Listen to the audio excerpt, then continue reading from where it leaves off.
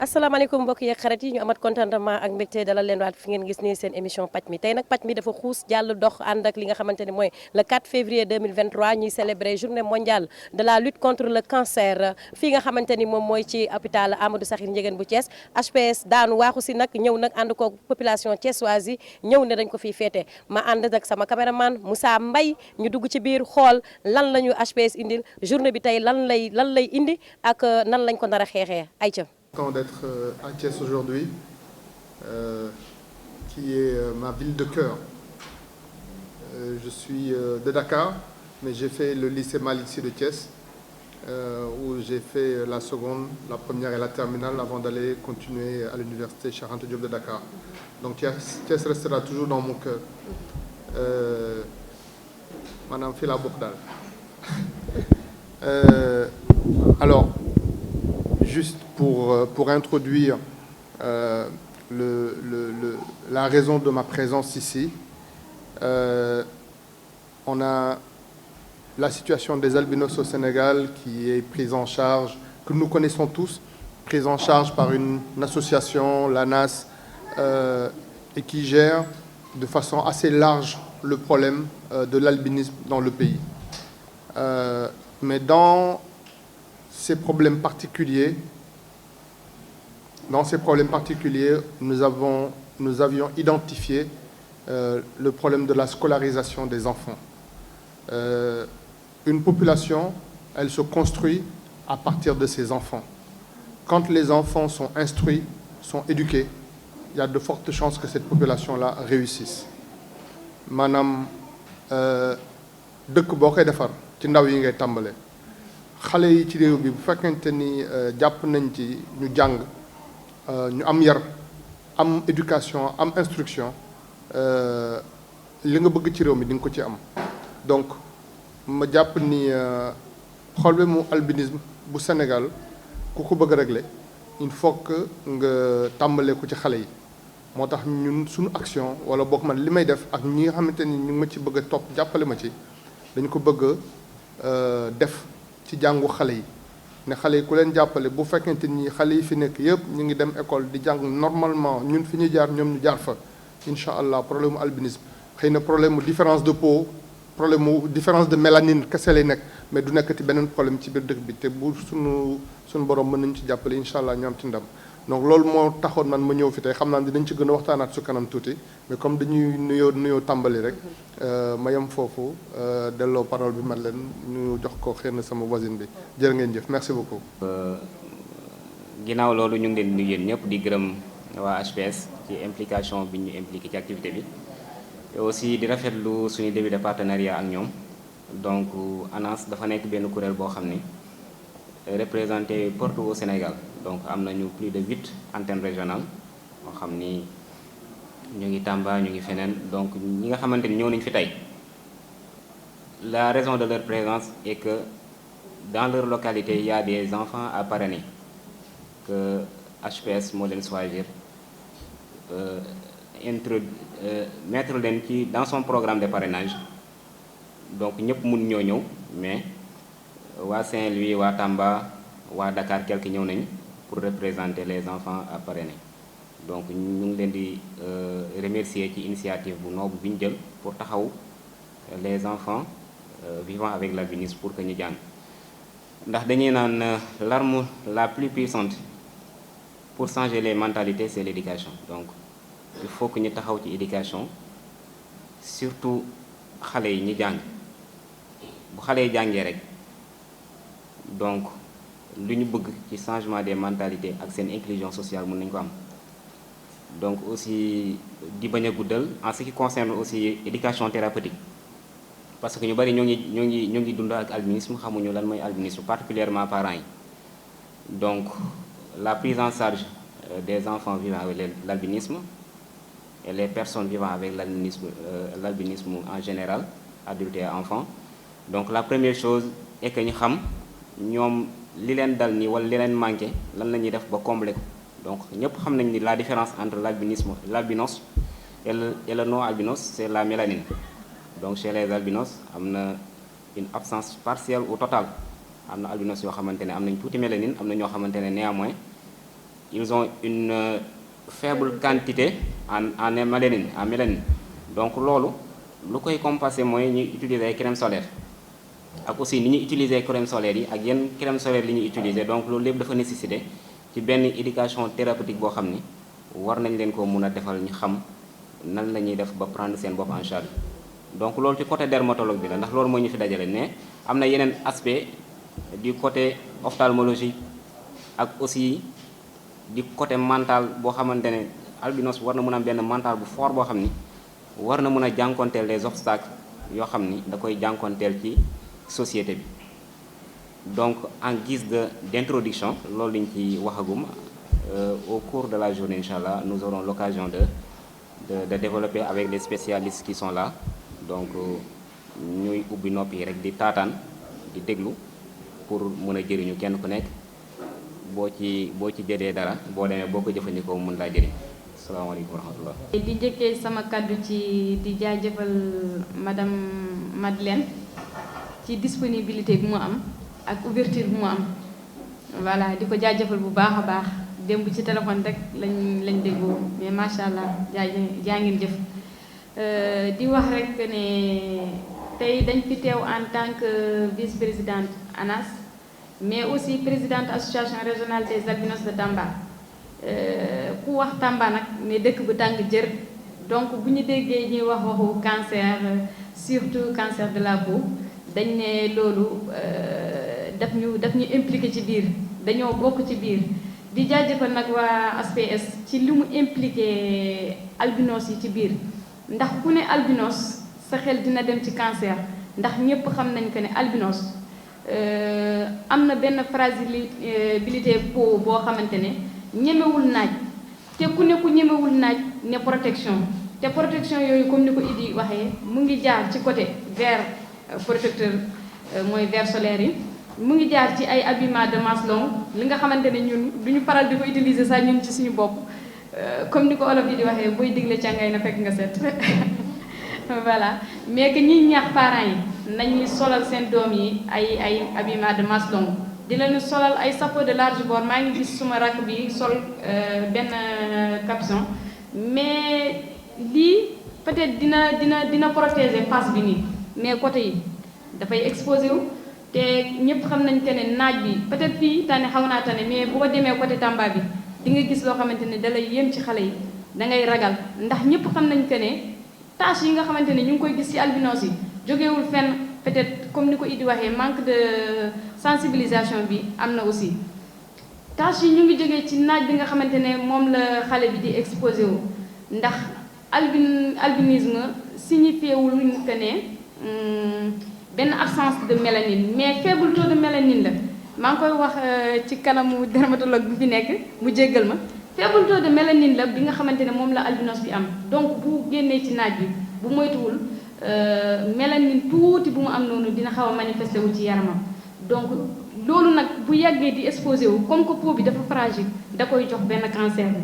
te cancer boobu li ci gën a bëri gis nañ que ne am na ñoo xamante ne dañ leen di yóbbu ba Dakar di leen faji ci cancer boobu bu xasee ba dal xale bi pour nga faj ko day doon coono donc li gën a baax mooy que ñu koy protéger beneen mbir bi mooy li ñu gën a soxla mooy que ñuy accompagner ci côté crème solaire yi aussi crème solaire yi ñëpp xam nañ que ne moom mooy protéger albinos bi donc nañ ñu accompagner ci côté crème solaire bi pour que ñu mun leen protéger beneen mbir bi ku ne xale ne mag ndax xale tey mooy doon magu suba te boo bëggee préparer mag suba foog nga jàngal ko won ko ne tey ngay préparer sa avenir njàng boobu nag bu ñu amee waa ASPS di ñu ci jàppale di parrainer ay xale ñëpp xam nañ que ne njàng albinos métti na trop ndax bu fi toogee à 2 mètres di tableau du gis dara donc boo amee koo xamante ne peut-être bu duggee ci école privée yi am na ñoo xamante ni seen loxo jotul seen ginnaaw mënuñoo inscrire seen doom yi ci école privée yi école publique bi nga xamante ne ñëpp la ñuy traité au même pied d'égalité seen yoon nekku ci bu jàngee bu gisee bu gisul seen yoon nekku ci alors que ne bu nekkee ci école privée bi peut-être boo demee réclamer quelque chose dinañ ci bàyyi xel di leen jaajëfal bu baax a baax merci. Bonjour tout le monde. J'ai pas entendu. Bonjour. Bon, alors, ça a bien commencé la matinée, on va dire. parce que j'ai entendu dans l'introduction la force que nous sommes en train d'avoir, puisque HPS s'est maintenant bien implanté ici par l'excellent travail de Diary Camara, que je ne vois plus dans la salle d'ailleurs. Où est-ce qu'elle est? D'accord. Et par l'excellent travail fourni par Diary Camara et par le soutien aussi, les soutiens que nous avons de différents mécènes, dont aujourd'hui un est à nos côtés, M. Thiam, que je ne connaissais pas, mais dont je viens de faire la connaissance. Et j'espère que ces soutiens-là continueront comme ça a commencé maintenant. J'entends dire aussi depuis ce matin à propos du cancer de la peau que les albinos sont très enclins à faire le cancer de la peau, ce qui est vrai. Mais j'aimerais quand même qu'on rappelle que les albinos ne sont pas les seuls qui peuvent faire un cancer de la peau. Ça veut dire que la question de cancer, notamment la question du cancer de la peau qui a été évoquée jusqu'à présent, ici, nous concerne tous, hein. Ce n'est pas que les albinos. Ça, c'est une précision que j'aimerais faire. C'est même nous, avec notre peau noire remplie de mélanine, on peut faire un cancer de la peau. Ça peut arriver. Ça dépend de l'exposition au soleil, pour combien de temps, et surtout de facteurs, d'autres facteurs comme par exemple ce qu'on appelle les grains de beauté sur la peau, les antécédents familiaux de cancer de peau, ou même de n'importe quel cancer dans nos familles. Tout ça fait de nous des personnes à risque pour faire un cancer de la peau, et n'importe quel cancer d'ailleurs. Mais il ne faut pas oublier aussi que HPS n'est pas qu'une association, ou d'ailleurs à la base n'était pas une association qui s'occupait des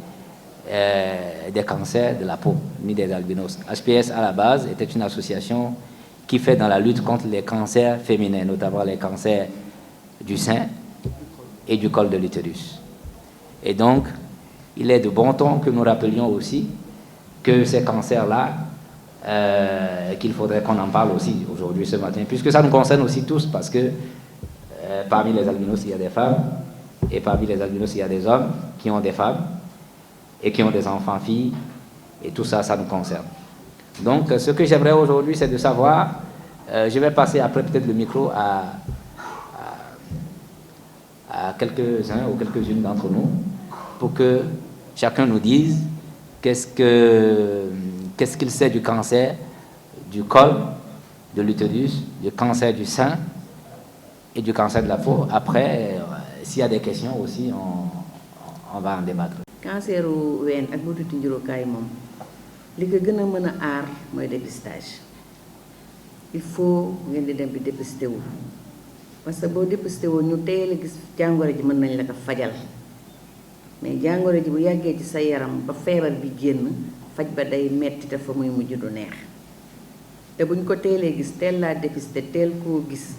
mën nañ laa faj ba nga wér ngay mën sa activité correctement doo am benn gàllankoor. Donc dañ leen di ñaax yéen ñi fi nekk nii xale yi jigéen ñu mag ñii ngeen jéem a góorgóorlu ngeen dem def dépistage. seen yaay yi aussi ñu indi seen doom yi am yenn âge yi nañ dem di dépisté wu. dépistage en général du ngeen ci fay dara bu dee ci octobre bi lañ koy def bu ngeen dépisté wu ñu teel a xam seen statut teel leen a faj ngeen wér ak jàmm du ngeen am benn gàllankoor ndax cancer dafa metti faj bi metti na cher na te bu xasee ba toog day metti te jàngoro bi mën naa dugg ci sa yaram toog fukki at. doomu jàngoro bi bu duggee sa yaram mën na fa toog fukki at feebar bi soo génn ci sa yaram donc nga teel a dem teel koo fàggandiku loolu moo gën. ñu ngi leen ci ñaax ngeen di ko def te comme ni ko président Tamba bi waxee ngeen góorgóorlu ci xale yi am albinos bu baax di leen couvrir comme léegi am nañ partenaire Thiam mi ngi fi alhamdulilah dana leen jàppale ci jàng bi ak yépp ni ko mat leen waxee ngeen jéem a xool ophtalmo bu dee fii à Thiès ñu xool ophtalmo yi ci nekk ku ñu mën a dem seet ko waxtu ak moom discuter ak moom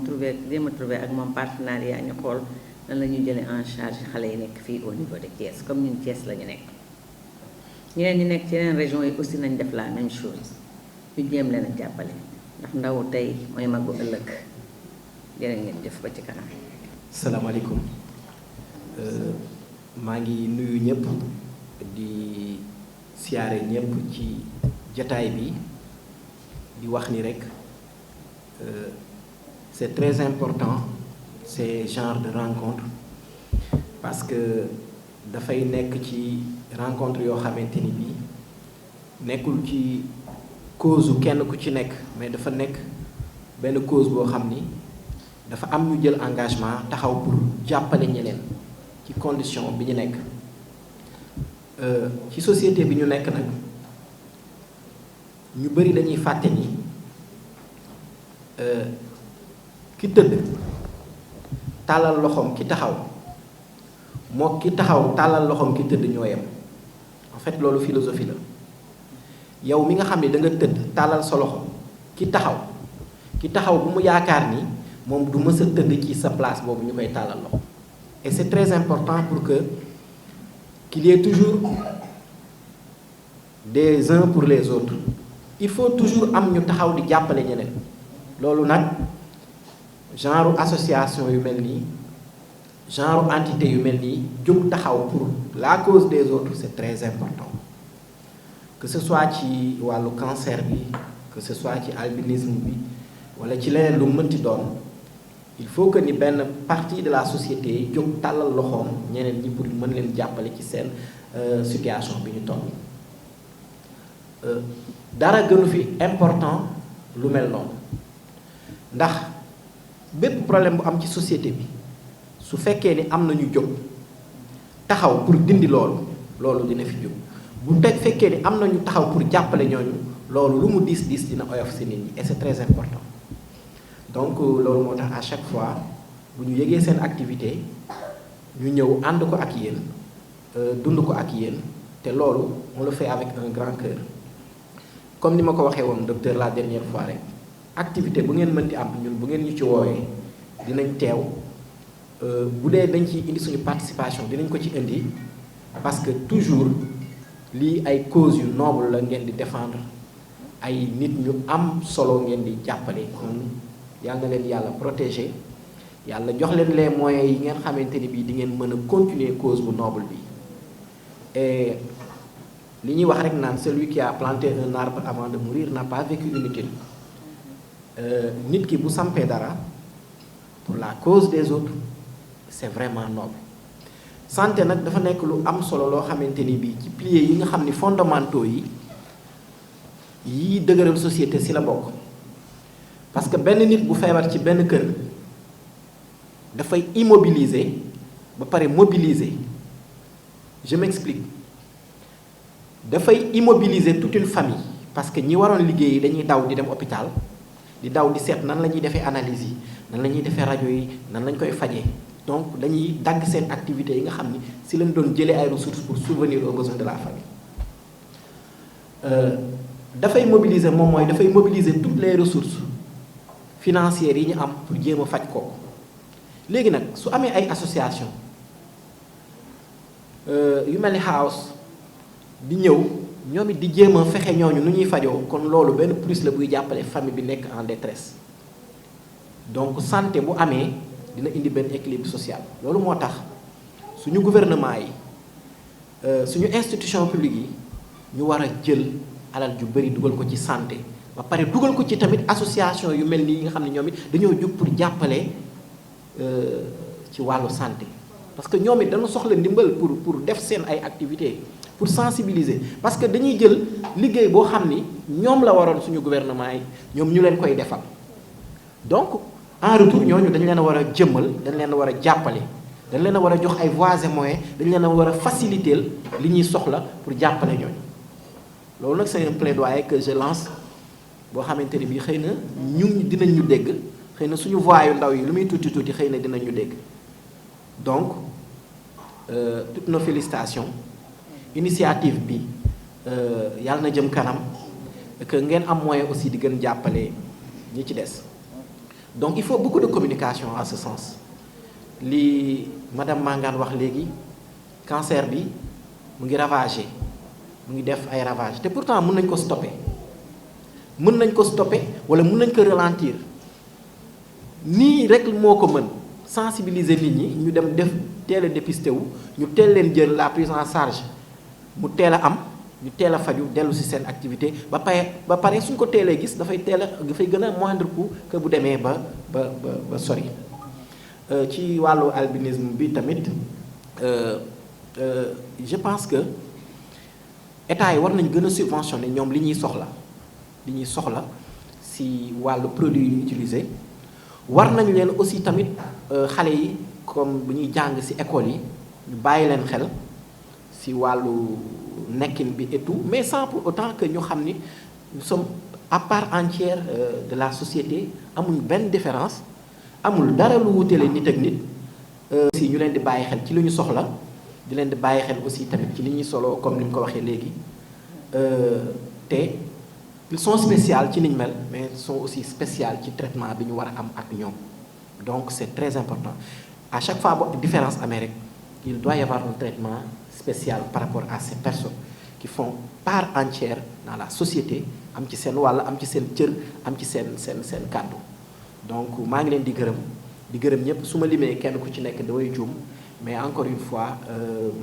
merci beaucoup ci initiative bi dinañ ko ànd ak yéen fu ngeen mën a nekk bu ngeen amee rek bu ñuy kii dañ leen woo cette dame que ngeen doon remercier léegi muy madame Mangane ñun on l'a pratiqué c'est notre maman ici à l'hôpital elle a toujours été là pour la cause des femmes elle a toujours été là pour la cause des patients dans cet hôpital ci initiative bu nekk aussi piloté na ko fii mook ñi mu ko àndaloon yépp ba tey ñu am une retraite paisible tey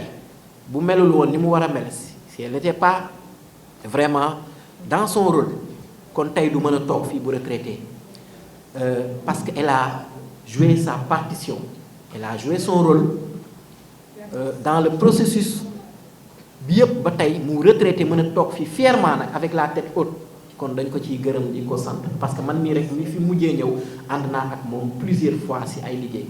Diary merci beaucoup encore une fois parce que moom aussi gis nañu lu muy def ci santé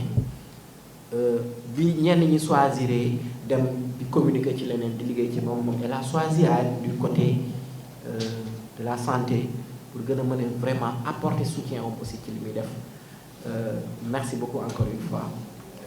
maa ngi gudd sax li ma wax gudd na mais je ne pouvais pas manquer de faire ces témoignages à votre endroit à l'endroit de tout un chacun di nuyu ñi fi teew ñëpp vraiment merci beaucoup. voilà donc sama tur Madeleine Ndiaye la man maa ngi nekk trésorière HPS moom mooy kuréel bi nga xam ne dafay gunge jigéen ñi am cancer ween ak cancer bëtu njurukaay ak ñi nga xam ne moom la ñuy woowee albinos mooy maanaam puune yi. alors lan moo leen indi tey Thiès fii ngeen di célébrer journée mondiale du cancer. waaw tey ku xam tey 4 février xam ne 4 février moom donc monde bi àddina bi yëpp day féete journée bi ñuy jagleel cancer bu maanaam cancer bi nga xam ne cancer bi lépp daal cancer yëpp donc. suñu ñëw ba Thiès tey parce que Thiès moom dafa nekk région boo nga xam ne dañu fa def liggéey bu am solo donc am nañ fi benn cellule déjà am fi ay patients yoo xam ne vraiment dañoo xarañ trop di liggéey tamit ak hôpital bi nga xam ne tamit tey moom la ñu nekk vraiment hôpital boo xam ne yaatal la ñun yëpp hôpital bi nga xam ne moo ngi facilité tamit suñu patients yi tamit ñu faju comme ni mu ko waree ñu nekk en partenariat ça fait maintenant presque 3 ans.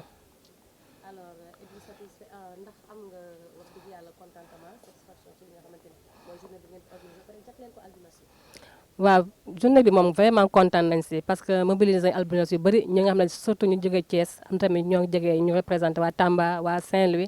loolu mooy wane ne léegi feebar bi nekkatul loo xam ne dañu koy nëbb ñu ngi siy waxtaan ñoom tamit ñu leen di ñaax tamit si nu ñuy def tamit ba moytu feebaru canceru der bi canceru yaram bi ak di leen ñaax tamit surtout pour jigéen ñi nga xam ne tamit ay albinos lañ tamit nu ñuy def ba moytu canceru ween ak canceru butitu njurukaay donc ñun boo xoolee prévention bi daal maanaam fagaru moo gën faju bi si loolu la ñuy gën a ñaax daal si loolu moo gën a nekk suñu liggéey. ñu ngi sant d'abord hôpital bi ba pare hôpital bi ñoo ngi leen di sant ñoom ñëpp nag muy tàmmu na ñoom ñëpp vraiment ku lim juum surtout maternité bi major yi ñoom ñëpp ñu ngi leen di gërëm parce que tey bu ñu tey amee tey fitu ñëw ba fii Thiès bàyyi lépp dina duñ ko defee Dakar ñëw fii ñoom ñoo ñu yaatal moo tax di gërëm hôpital bi di gërëm tamit suñu patient yi nga xam ne tamit ñoom ñoo nekk Thiès ñoom ñëpp parce que tamit ñoom ñoo mobilisé wu tey tamit ba journée bi nii tamit mën a nekk journée bu neex ñuy gërëm tamit waa ANAS tamit mooy association wu albinos yi nekk tamit Thiès ñoom ñi nga xam ne ñooy gérer léegi association albinos yëpp ñoo ngi leen di gërëm ñoom ñëpp tamit vraiment merci. waaw waaw man madame Fall Mounina Wade laa tudd nekk présidente antenne bu Thiès bu sage-femme bi mais itam tey taxawaay bi surtout mu nekk taxawaayu directeur bi nga xam ne ak sama madame Sow mi nga xam ne chef de service administratif et financier mais surtout sama patronne maternité professeur Mariette Thiam ñi ma ne yabal ma ne ma demal nga teewal ñu fa si activité bi nga xam ne ni tey ñu ngi koy organiser si biir maternité bi.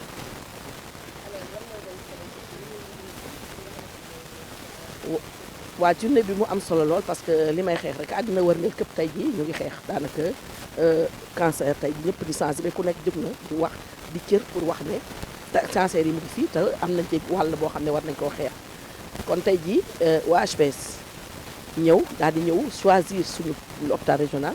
mais itam de partenaire bi nga xam ne nii moom lalu woon tax ñu ñëw daal di koy ñëw fas yéene ko organiser mais ak ban cible bi nga xam ne nii jafe nañ koo jot woon mu di ñi nga naan albinos yi donc loolu mu nekk lu am maanaam lu am solo loo xam ne lu page bu rëy la mais itam lu ñuy fàttaliku la ci xeexu cancer bi. waa sant rek li may wax satisfaction bu ma ko doon wax ci tubaab parce que lii moom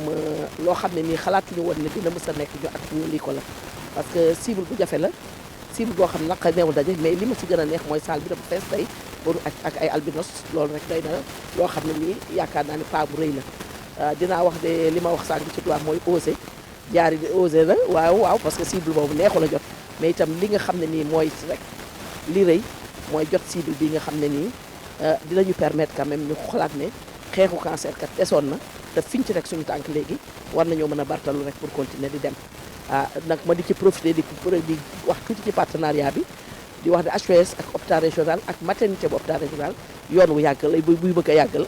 te ci biir yàgg bi liñ ci gën a neex rek mooy fu ñu nekk ci faj bi rek mooy jàppale bi nga xam ne ñoom ñu ngi koy jàppale mais ci sensibilisation jéewu ñu dépister suñu octobre rose ñu ñëw teew mi ñëw teew jàpp ci dugal seen loxo dugal seen xaalis mais itam beneen bi mooy li ñuy wax accompagner suñuy patient li ñuy wax apport psychologique parce que ku nekk xam na ni bu ñu nee cancer li ñu njëkk a wax rek mooy stress te kay lay xeexle stress du ñun ñoo am jot ñu sage-femme pour wax ci toujours quand il y a des besoins ñun HPS la ñuy woo ne leen ñëw leen jaar yi daw si leen tel patient mu ñuy bëgg a jaax te dinañ jàpp waxtaan ak moom ba kooku dina xam yaakaar naa ne surtout sur les nouvelles cohortes toujours quand on a une nouvelle cohorte on passe à ñu ngi xalaat HPS quand même pour ñu ñëw jàppale ñu pour que ñu mën a convaincre li te yaakaar naa ne bu ñu amee taux de guérison tey jii yàlla ak HPS ci la bokk dugal na ci loxo lool même si état def na gratuité def na leen mais yéen a jàpp na ndax loolu ci la bokk ba tey rek bu ma sante samay kilifa yi ma fi yabal mu di ñoom directeur ak sama professeur Mariétou doa directeur madame Sow mais ak professeur Mariétou ma dellu ci waa HPS mais HPS vraiment ak jàppale bi rafet na mais itam di gërëm sage-femme yi surtout Aïssatou kii et à la salle de chimie vraiment avec le docteur Guèye ñu ngi abattre un travail impeccable loolu moom sant yàlla rek di leen ko gërëm di leen ko gërëme bi ngeen permettre rek loolu ñu mën ko génne di leen wax rek que y a une ouverture loolu il faut ma boole ko ci quand même pour que ñun bu ñu ñëwee bu ngeen jàppee pour que ñu xalaat ne cancer yi dina bari yoo xam ne dañuy wér